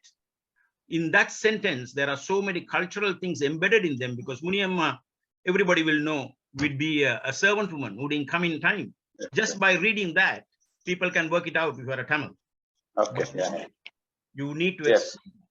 That's right. Yeah. And the same kind of conundrum comes up now. I saw one of them for our Mervyn Silva, who went over to Kilinochchi, and he got down from the car and said, "Wanga machan wanga," he said to everybody. Yeah. When he greeted them, what he didn't understand was that Vanga Machan Vanga was a backhanded, thing, Manda Valia Patu Punga, Wrong. that, Yeah, he that's said right. Vanga Machan Vanga, and he thought that was a kind of a, nice thing, respectable Poor thing to man. say. And he was very Correct, correct. fortunate that nobody said to him, Manda Wrong. Valia Patu Punga Machan. Wrong, that's right. Yeah. So that is a That's cultural, thing, and those are sometimes very challenging for a translator. And, no, I appreciate Mr. Muhammad. You are, because it's not the easiest thing, but you have done a great job. And Murugapoopathy, my good friend, yeah, that's a great thing taking his views, and because he's a very famous, he was a famous writer in Sri Lanka, and absolutely, very good, very absolutely. creative ideas, and a lot of things I know about him. Yes, So, of and course. bringing into other language also not so easy. Thank Great. you So, very I much. appreciate. You're very kind No, words. just I want to get some ideas and experience. That's why. Yeah. I mean, you Yeah, can thank you. use online facilities to get some of the ideas, but some of the words translated, but most of them are not there. No, even Because- in Google, some words, Tamil words, when we translate into English, not correct words. That's why. Oh, not at all, not at all. That is Absolutely, part of the because problems. I had some and, experience on that. That's Yeah. right. Yeah. So that is why it takes long time, and it also requires Okay. a lot of commitment. Absolutely, absolutely. I appreciate you. Yeah, that's right. Thank you, Mr. Mohammed. Thank you. Thank you. Thank you very much. Anybody else? Just a quick comment, if I may. Yeah. Okay. I'm just echoing everyone else. Mafru uncle, you've done a fantastic job and a Thank you very much. contribution. And I understand that you are a fan of Kavirtha Kannadasan. Yeah, like I read. Yes, I Don't read get me someday. started on Kannadasan, because I'm we not will be intending finished till to. mid- I'm not intending to. But I read somewhere how he wrote something and then he was so upset with himself because the song has already been, finalized and sung, and because he reflected on it and then he really wanted to go back on it. And I think Bharamuthu sort of wrote it. He's someone who thinks beyond that full stop. Mutrupulli kappal sindikkuravaru endu solli. Absolutely. So I see that commitment and that meticulous care and attention to preserving that spirit in your work. And I think your humility and that dedication is what has given an added nuances, added connotation to this work. So thank you so much. That's Thank you just very brilliant to see. Thank you very much. I hope I'll be able to publish both Vanavasam and Manavasam. There are so much of things in there, which, Tamil people will really, really appreciate. And there is an article by Mapo Sivanyanam.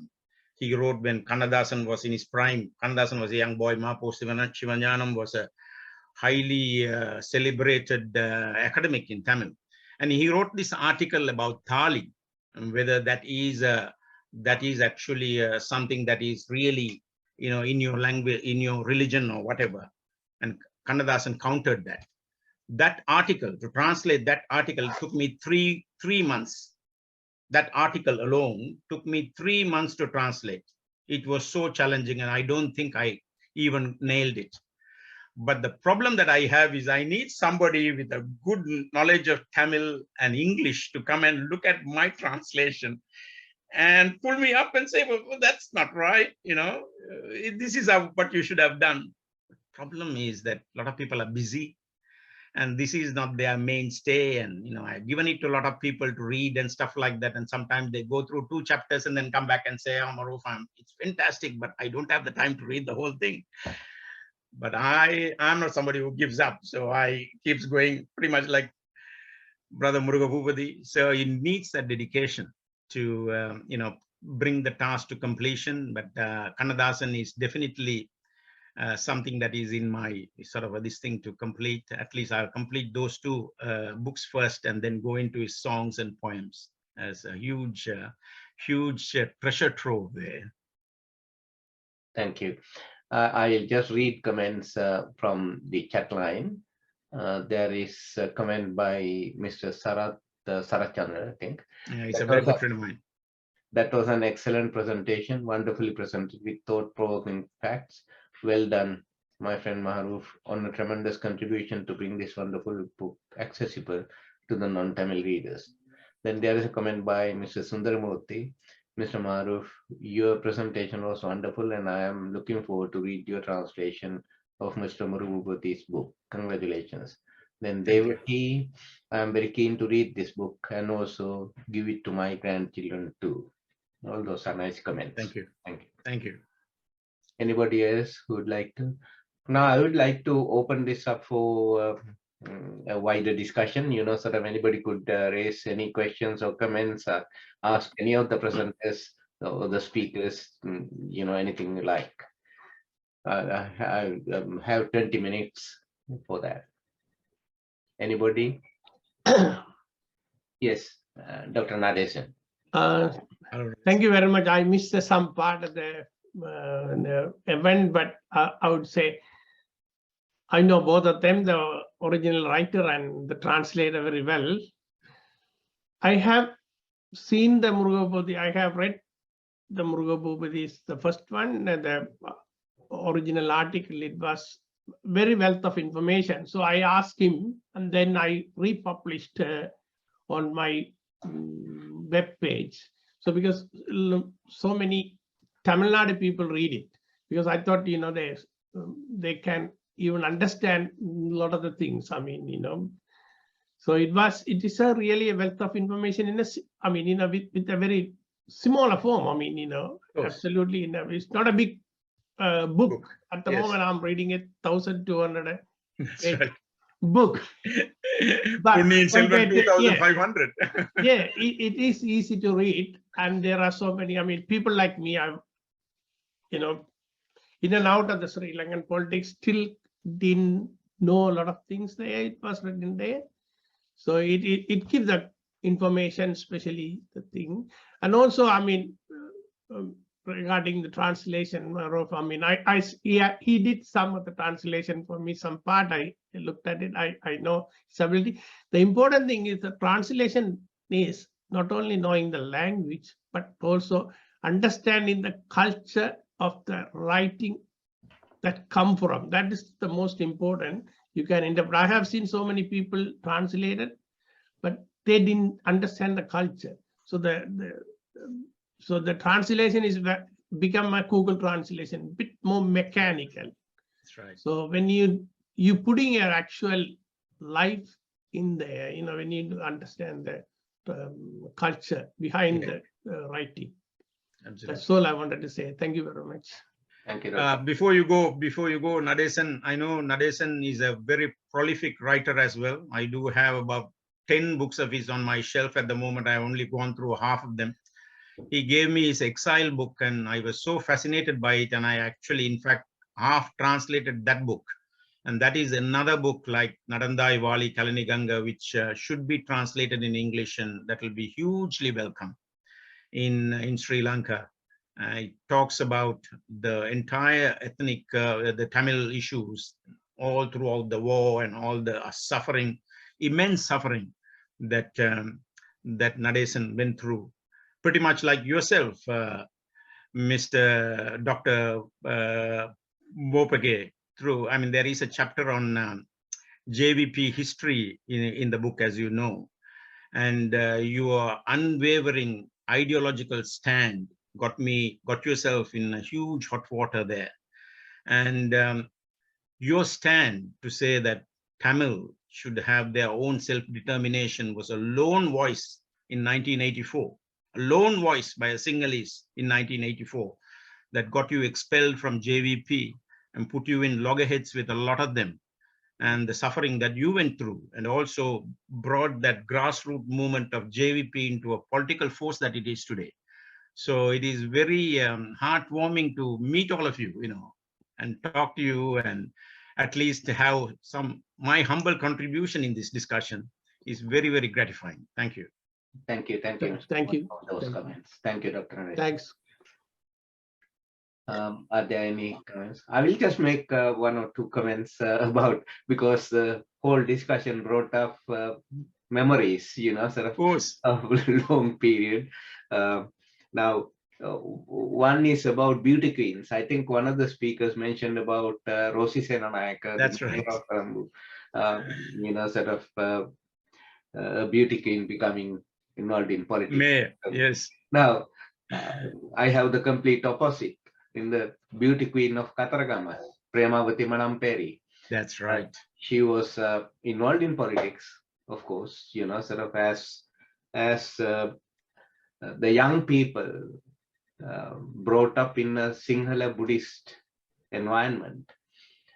They were also suffering, you know, from socio-economical circumstances, and they didn't get their rightful place in society and access to decision-making processes, right? And they struggled. They rose up. And what happened to that beauty queen, Premavati Manamperi, is a complete opposite of Rosie Senanayaka. She was paraded, she was raped, she was paraded naked, and then ultimately shot in public. And then about the dead bodies in Kelani River. Right. You know, sort of when I was detained in 1971, you know, we knew of many places where young people were killed. And just to remind, the number of people who were killed in 1971 is guessed to be around 10,000 to 20,000. My God. And most of them were killed by the security forces after they arrested those young people. It was not in the battle or in a fight that they killed. The total number of security forces that were killed is, I think, during those, whatever that happened, it was in hundreds, 100 or 200. I can't exactly remember the figure. But to kill 10,000, 20,000, you know, sort of without any postmortem, without any examination, that was huge. So if you look at Sri Lanka, everywhere there will be mass graves. Yes, I would say. I just wanted to make those comments. That's all. thank you. Anybody who'd like to? Uncle, didn't Muruvadi uncle write a novel titled Gangai Mahal about that unfortunate lady you just mentioned? Am I correct, Correct. Muruvadi uncle? Yes, correct. Gangai You Mahal did. in You Tamil. did. Yeah, yeah. Yes. That was about the plight of Yeah, the yeah. About lady. Premavati Yeah, Manamperi. that's right. A beautiful contribution, uncle, to improve our consciousness and our Gangai understanding. Mahal means daughter of Ganga. Any comments? Any questions? Miss Devaki is raising a book. I can't share because I'm not a co-host. So she's showing. If you could just look at the book cover. I don't know what it is. No, that's the Gangai Mahal. Gangai Mahal short story book, I Yes. think. Yeah. Oh, okay. All right. Okay. Thank you. Thank you. There is a comment by Sakuntala, Miss Sakuntala Karanathan, I think. Tonight's program is proof of a united Sri Lanka.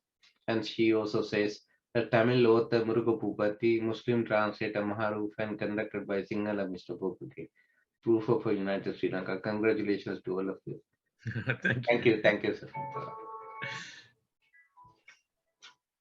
Anybody?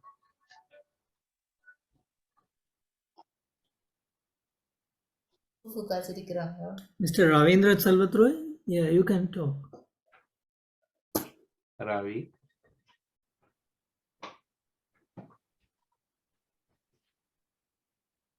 You are muted, Ravi.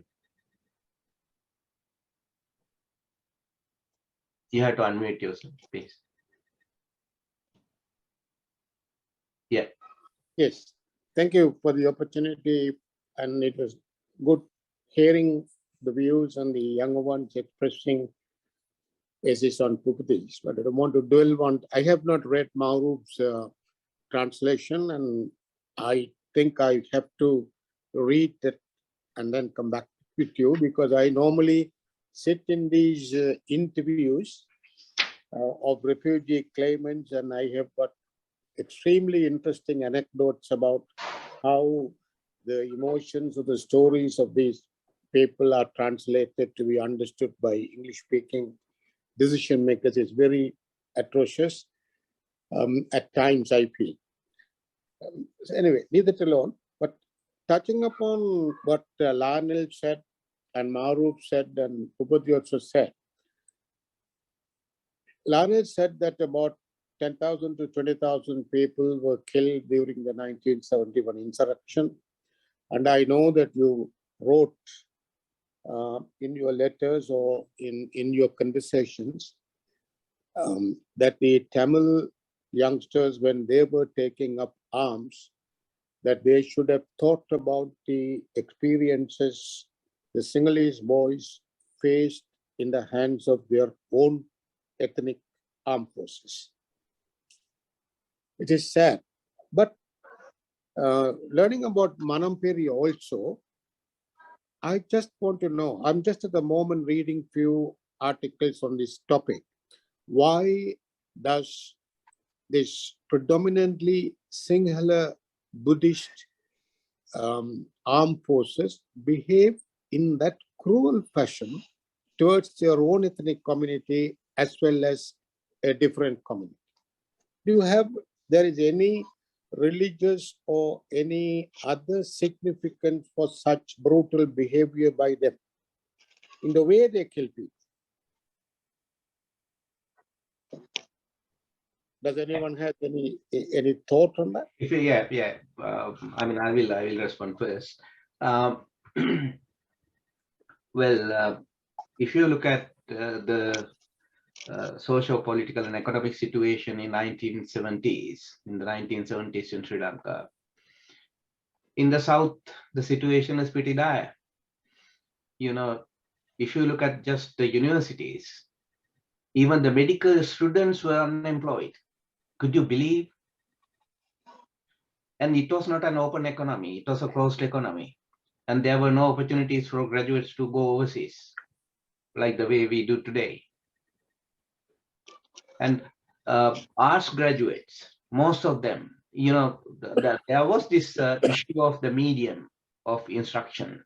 You know, say from English, they started teaching in Sinhala, so Sinhala medium. And then because of the free education and thanks to Mr. Kanangara, who initiated the free education policy in Sri Lanka.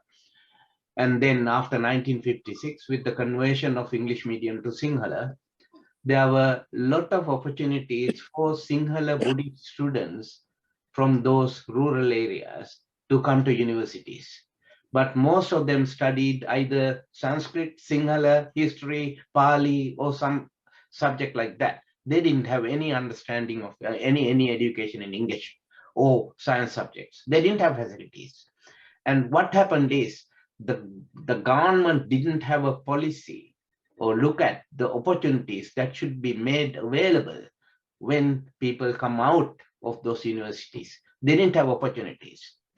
And most of the arts graduates I know of who have come from villages, their parents, they pawned the only home they had. And so after graduating, when they don't have any employment, any way of sustaining their parents, what will be the situation? So it is more economic circumstances that the young people, the Sinhala Buddhist young people in the south, that face that situation. And then the other circumstance, the other thing is that there are, you know, you can talk about this for such a long time, because there are international and national dimensions to the story. International dimension is that because the Sino-Soviet split, Chinese and Soviet dispute at that time, ideological, and the division with the Americans, you know, sort of say, the JVP, which was the organization I was involved in, it was branded as CIA agents by the Communist Party of Sri Lanka and the Samasamaja Party of Sri Lanka. They were constituents of the government at that time, right? And then the Chinese wing people, they branded us as Soviet agents, right? And Srimao Bandaranaike and their group, they branded us as, they sold us to any interested party according to their interest. You know, sort of, to the Americans, we were Soviets, Soviet agents. To the Chinese, we were Soviet agents. To the Soviets and Chinese, we were CIA agents. And they are doing that game even today. You know, they say, if you look at the game between playing India and China against each other, that is what they are doing even today. So that is the international dimension I wanted to bring about. But nationally, we came out of the Communist Party of Sri Lanka. So I was a member of the student wing of the Communist Party in the 50s, right? And Rohana Vijayveera was a member of the Communist Party. And there were many leaders of the JVP who came out of the Lanka Samsamaja Party, right? And after coming out of those parties, we were able to build the third largest, strongest left movement in Sri Lanka within 3 years. Except in the north and east, we were a strong force in everywhere in the south. And that created a strong animosity between the former left groups from which we came out and built this movement. They wanted to destroy us. And that is why they branded us as CIA agents or Soviet agents. And ultimately, that is what they did, because the committee that was appointed by Mrs. Bandaranaike's government to destroy us was headed by Mr. Peter Kahneman, the leader of the Communist Party. And they established what they call Janata committees, you know, people's committees in every village. And they searched and destroyed whoever they thought of as JVPs. And that is what they did. Sorry, I hope I did justice. This is a long story and I just wanted to call it up. Thanks, Ravi, for raising that. Again, you are muted, Ravi. You have to unmute yourself. Like in the case of the Manam parish, there are several of the Tamil young ones who were killed in more of, if not paraded naked, at least similar sexual offenses and killing. Just trying to find out the psychology of a singular Buddhist soldiers committing this type of atrocities against their own ethnic youngsters and against an opposite ethnic youngster. Is it acceptable in the so-called Buddhist religion, which they seem to practice? Because most of the soldiers involved in such rapes and killings and brutality is singular Buddhist. Yeah, if I respond, I think anybody else feel free to respond. It has nothing to do with religion. Can I respond? Can I respond to the line? Yeah. I mean, when Punjab situation was there, Punjab problem was there, I was in India, and I heard other things. When the war is this kind of war, internal war there, the sexual assault is a weapon. It is push the people to make the silence. So it is not the sexual desire or anything. So everybody has taken it. I mean, it's not the Buddhist. Even the last minute, some of the things have done by the even the Tamil movement too. I can point out thing, and Indian army has done it when they come into Sri Lanka. They were Hindus. They have done it, and they have done it in their own people in Northeast. So many places like Manipur and things like that. So it's a sexual assault is actually a weapon of war. And yeah, it is a weapon of war, and I mean it's been practiced since. Now the Russians are doing it in Ukraine now. Yeah, that's right. They will do it. I mean, everyone. I mean, that is a one. See, for example, you go to Afghanistan and Pakistan, you see the blue-eye people. Where did they come from? They come from the Alexander time. You go to the Afghanistan, there is the Muslims are Afghanistan Muslim, at least near the Pamir. They all from I think Mongolian. Genghis Khan, yeah, Mongolian time, yeah, invasion. The whole 20% of the population is come from. So it is part of the thing. I mean, yeah, anybody will do that. But I would like to add, just because anybody can do it, it is not justified. Wherever it happens, we have to oppose it, and we have to condemn it, and try to bring the perpetrators to justice. Sort of wherever it happens, whether Russians or Sinhalese or anybody else.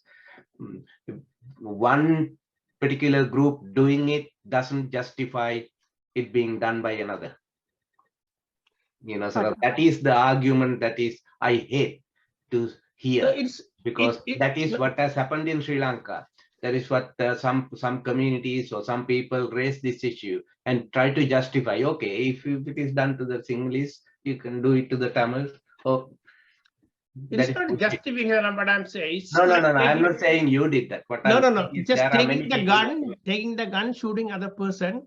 This is the same kind of a weapon they're using it all these times. So there is no race or language or no religion involved in that. It's basically a part of the human nature, actually.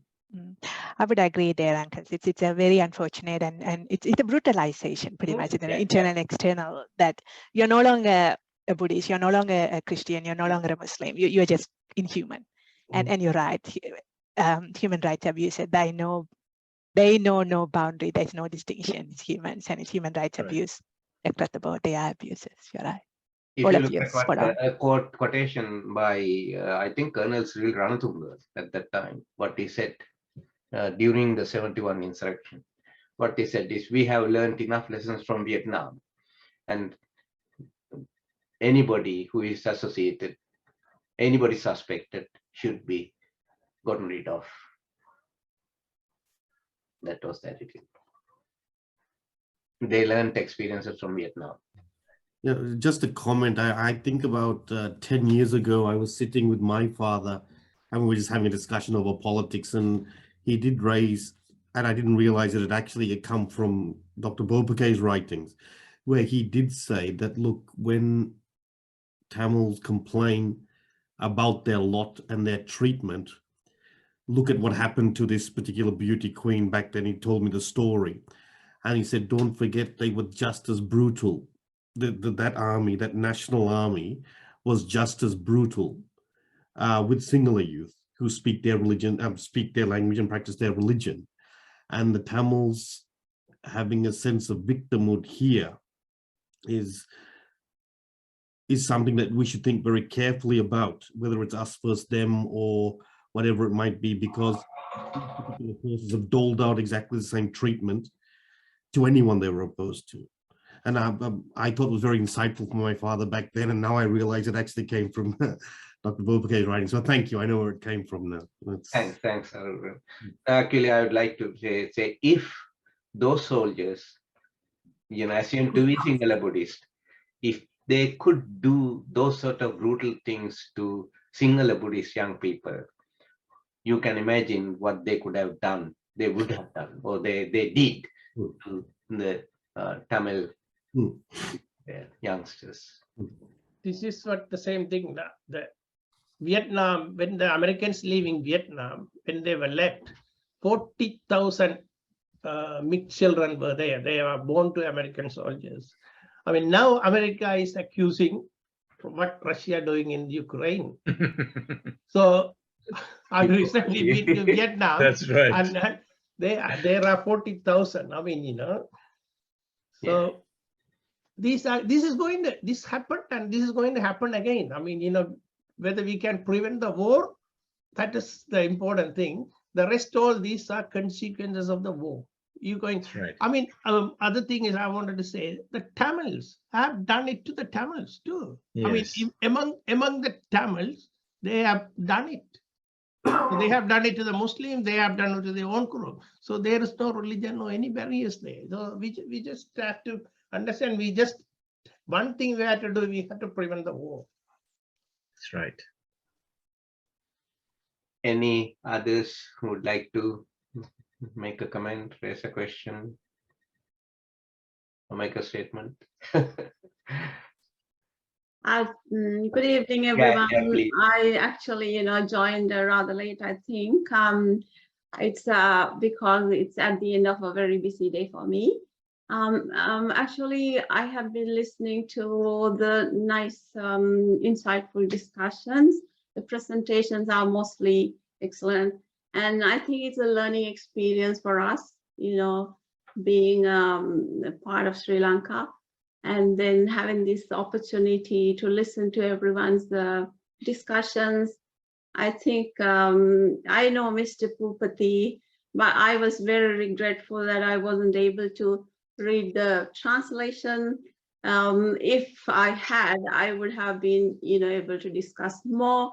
But I think it's all what you have discussed and told. It's sort of like the real Sri Lankan situation, and we see the consequences of all these divide and rule, and then miserable strifes that we all had in the past, as well as it's running throughout.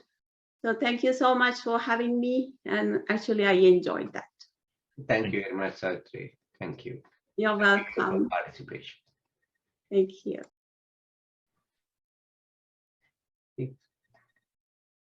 If there is nobody else, we will go to the vote of thanks, I think.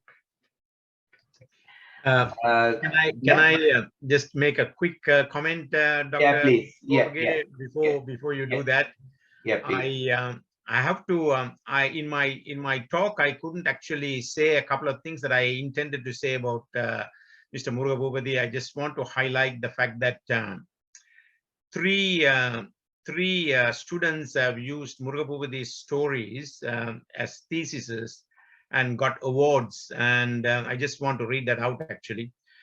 In 2003, Miss Nargis, a graduate of Tamil Nadu Tanjavur University, obtained an MPhil based on a thesis of Murugapoopathy's novel Paravaigal.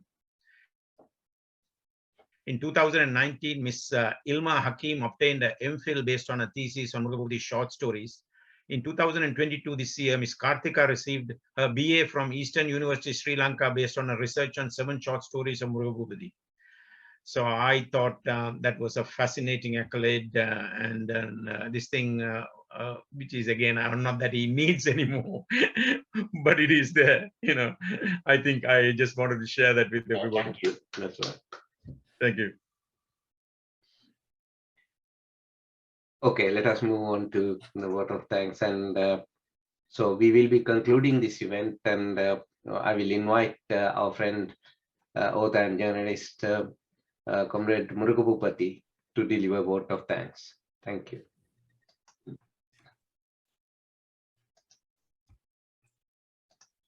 அனைவருக்கும் வணக்கம்.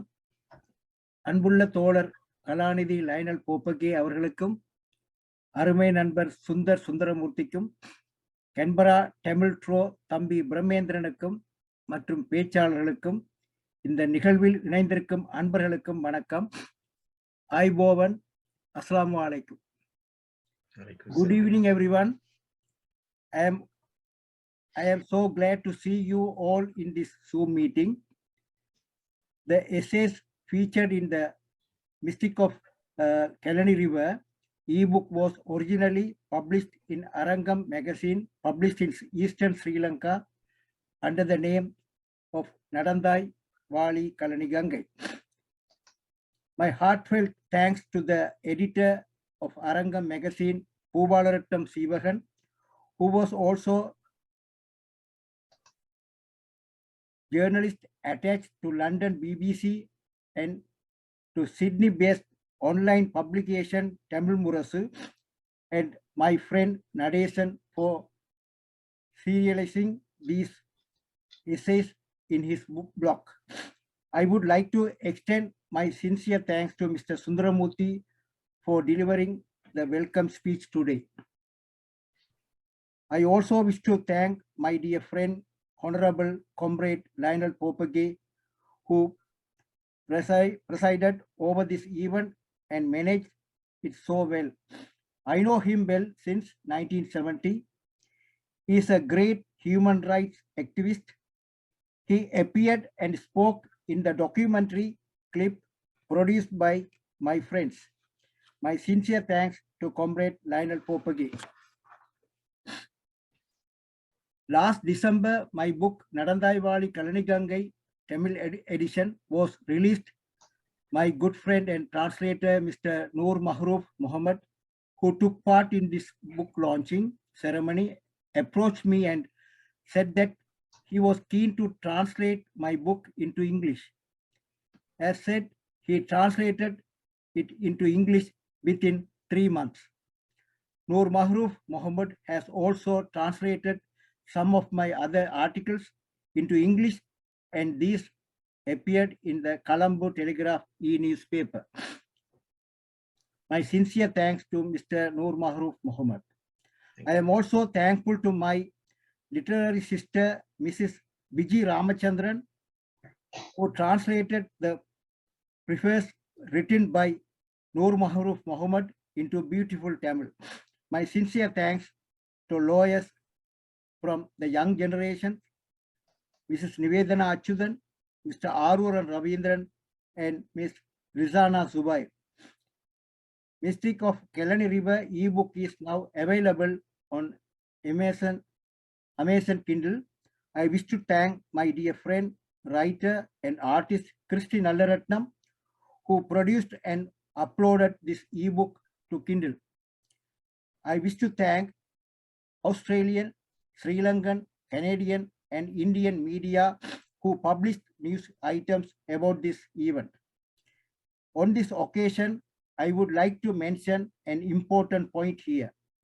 We must encourage the young generation who addressed the event, namely Mrs. Nivedana Achudan, Mr. Aruran Ravindran, and Ms. Rizana Zubair. They also have writing skills. I humbly ask that our society support them and encourage their writings. Last but not least, I wish to thank Mr. Damo Premendran of Tamil Trove from arranging this Zoom event. Thank you all. Nandri, Stuti, Vanakkam, Aibovan, Assalamu alaikum. Thank you very much, everybody. So let us conclude this session, and I would like to thank everybody who participated in this session and contributed to this discussion. I think we got many, we came to know many new things, sort of as to the history of Sri Lanka and as to what happened and why it happened. And I think there will be hope, but there will be a continued interest in finding out more about what happened. And Mr. Mohammed will have the opportunity to do more translations to build harmony and reconciliation. And that is my aspiration, Dr. Murugapoopathy, a longer life and healthy life, and also to make a greater contribution to the world literature. Thank you, everybody, and good night. Thank you. Thank you, everyone. Good night. Good night. Thank you. Thank you, Mr. Popege. Good night, everyone.